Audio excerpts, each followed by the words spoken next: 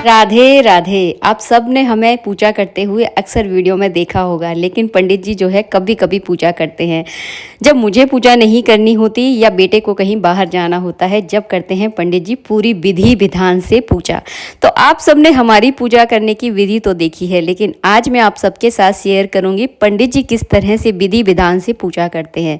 तो जब भी पंडित जी पूजा करते हैं तो सारे भगवानों को एक चौकी पर जो है ना इस तरह से विराजमान कर लेते हैं। हमेशा कांसे की थाली में ही स्नान कराना उन्हें बहुत अच्छा लगता है, और हमेशा मुझसे भी कहते हैं कि कांसे की थाली में ही भगवान को स्नान कराना चाहिए, क्योंकि कांसा और सोना जो है ना देवताओं को बहुत ज़्यादा प्रिय होता है। अगर आप पितरों की पूजा कर रहे हैं तो चांदी की थाली का आप प्रयोग कर सकते हैं।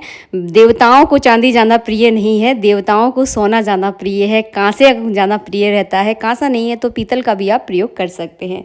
तो यहाँ पर जो है ना सभी को शंख से स्नान कराएंगे, भगवान शिव को छोड़कर। तो ध्यान रखना, भगवान शिव को शंख से स्नान नहीं कराया जाता है। जब भी घर में भगवान को स्नान कराते हैं, घंटियों की गनगनाहट और मंत्रों का उच्चारण हमारे घर में गूंज उठता है।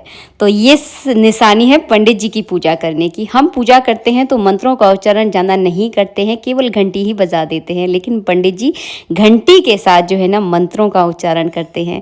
तो मंत्रों की अपनी एक अलग शक्ति है। मैं ये नहीं कहूँगी जिनको मंत्र नहीं आते उन्हें पूजा नहीं करनी चाहिए, बिल्कुल करनी चाहिए। मंत्र नहीं आते हैं कोई बात नहीं, घंटी बजाकर भी जो है ना आप पूजा कर सकते हैं, क्योंकि कहा जाता है घंटी में से जो है ना मंत्रों की ध्वनि निकलती है। तो घंटी इसीलिए पूजा में बजाई जाती है। अपने घरों में भी घंटियां लगाई जाती हैं, क्योंकि घंटी लगाने से, घंटियों को बजाने से आपके घर का वास्तु दोष खत्म होता है, घर की निगेटिव ऊर्जा निकल जाती है। इसीलिए घंटी बजाना बहुत शुभ होता है। जिस दिन पंडित जी भगवान को स्नान कराते हैं, कच्चे दूध की व्यवस्था तो मुझे करके रखनी पड़ती है। कच्चे दूध के बिना जो है ना भगवान को स्नान नहीं कराते। तो पंचामृत या कच्चा दूध जो है ना जरूर होना चाहिए। तो बस यहाँ पर कच्चे दूध से स्नान कराने के बाद सभी को शुद्ध जल से स्नान कराया है। पूरी विधि विधान से जो है ना पंडित जी हमेशा पूजा करते हैं। भगवान को स्नान थोड़ा कम ही कराते हैं, क्योंकि उनकी अपनी खुद की पूजा पाठ बहुत सारी है।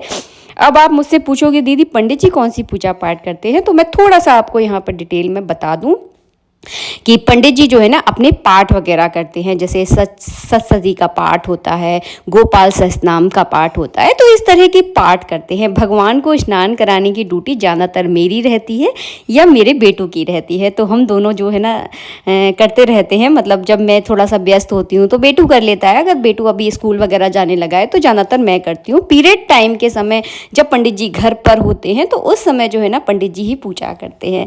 तो इस तरह से जो है ना सभी का यहाँ पर विधि विधान पूर्वक जो है ना अंग पोषण यहाँ पर किया जाएगा। बिल्कुल एक बूंद पानी जो है ना भगवान के शरीर पर जो है ना नहीं रहने देते। बिल्कुल अच्छे से जो है ना कोमल कोमल हाथों से बढ़िया से जो है ना अंग पोषण करेंगे।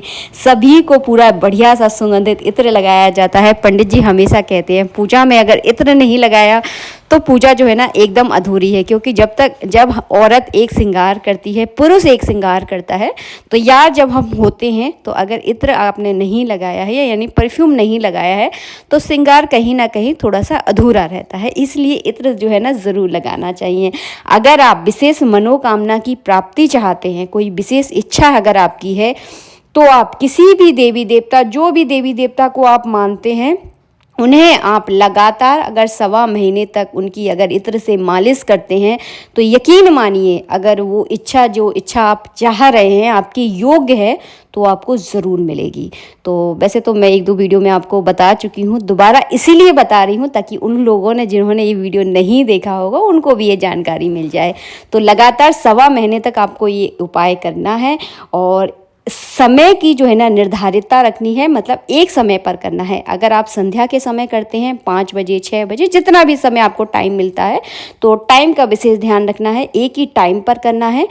तो इस चीज़ का थोड़ा सा ध्यान रखें। इसके बाद किया जा रहा है हमारे सबसे छोटे सदस्य, घर के सबसे छोटे सदस्य हैं ये, और सबसे लाडले हैं हमारे घर के। इनके बिना हमारा घर एकदम सूना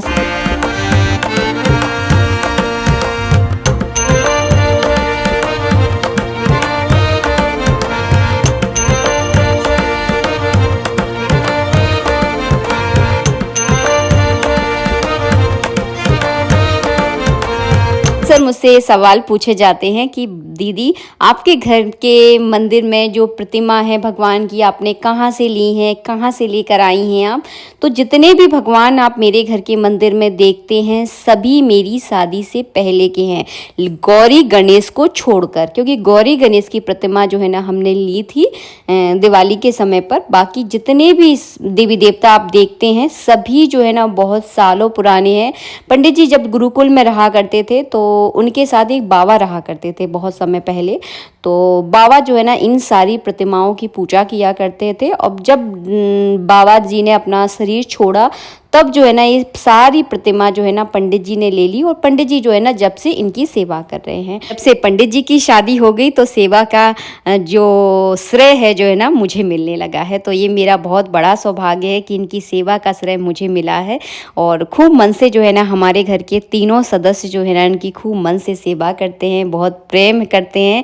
और दोनों टाइम का भोग लगाना, इनकी दोनों टाइम की आरती करना, सुलाना, तो ये सारी जिम्मेदारियां जो है ना हम पूरी कोशिश करते हैं कि इन जिम्मेदारियों में कभी कोई कमी ना आने दें। तो बहुत अच्छा लगता है इनकी सेवा में। और धीरे धीरे जो है ना जब आप इनकी सेवा करते हैं तो ये भगवान जो है ना आपको अपना बनाने लगते हैं।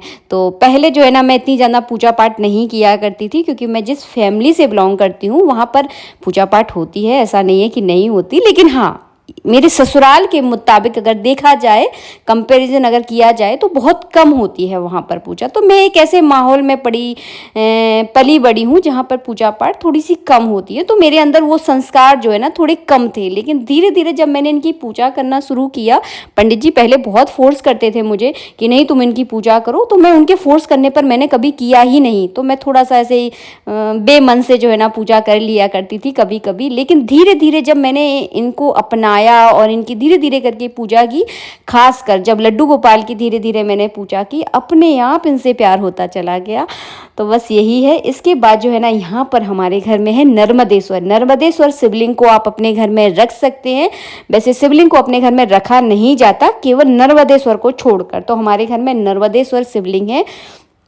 तो इनको जो है ना रोज़ हम स्नान कराते हैं। जब भी किसी भी देवी देवता की मूर्ति प्रतिमा आप अपने घर में रखें तो कोशिश करें कि उनकी प्रॉपर तरह से, उनका प्रॉपर पूरी विधि विधान के साथ उनका डेली पूजन करें, तीनों टाइम का भोग लगाएं, उन्हें सुलाएं, दोनों टाइम की आरती करें। तो ये सारी प्रक्रिया करना बहुत ज़रूरी हो जाता है। किसी को देखकर कभी अपने घर में कोई प्रतिमा भगवान की आप कभी लेकर ना आए, क्योंकि हो सकता है कि सामने वाला बहुत अच्छे से वो पूरा विधि विधान के साथ भगवान का पूजन कर रहा हो और आप इतना ना कर पाएँ।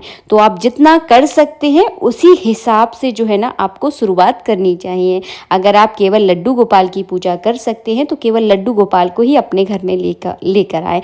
जो भी देवी देवता, मैं ये लड्डू गोपाल अकेले की बात नहीं कर रही हूँ यहाँ पर, आप जिनको भी मानते हैं जितना आप कर सकते हैं ना उतना ही आपको शुरू करना चाहिए। यहाँ पर शंख में जो है ना हम जल भर कर रखते हैं। शंख को कभी भी खाली नहीं रखा जाता। अगर बजाने वाला शंख है तो आप उसे जो है ना इस तरह से रख सकते हैं। और हाँ, शंख में कभी चावल नहीं भरे जाते, हमेशा जल भर कर रखा जाता है।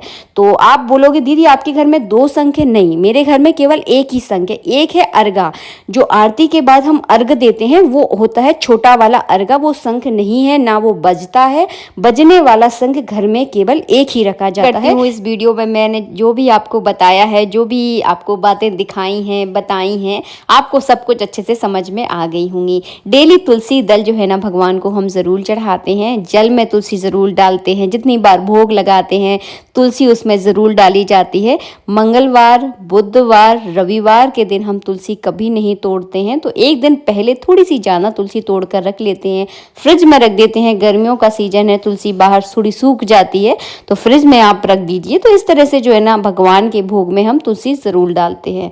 बाई चांस अगर कभी आप भूल जाओ तुलसी तोड़ना, आपको याद नहीं रह जाती और आप भगवान को भोग लगा रहे हैं और आपके घर में तुलसी नहीं है, तो तुलसी मैया से तुलसी मांग कर भी जो है ना भोग में डाल दी जाती है। जैसे अगर कभी मंगलवार पड़ गया और तुलसी घर में नहीं है भोग के लिए, तो तुलसी मैया से आप भोग के लिए तुलसी मांग लीजिए और तुलसी के गमले के आसपास जो भी पत्ते डले हुए होते हैं वो पत्तों को लेकर भोग में आप डाल सकते हैं। तो हम इस तरह से करते हैं जब कभी ध्यान नहीं रहता है। हो जाता है कई बार चीज़ें याद नहीं रहती और मैं तो इतनी ज़्यादा भुलक्कड़ हूँ कि भूल ही जाती हूँ। भगवान शिव पर तुलसी की मंजरी चढ़ाई जाती है, तो जब भी कभी आपके घर की तुलसी में मंजरी बहुत ज़्यादा हो जाए तो उसे जो है ना भगवान शिव पर आप अर्पित कीजिए, अनंत गुना फलों की प्राप्ति होती है। मंजरियों को कभी, तुलसी की मंजरियों को कभी फेंकना नहीं चाहिए, उसका प्रयोग भी मैं आपके साथ ज़रूर शेयर करूँगी। इसके बाद की हमने आरती।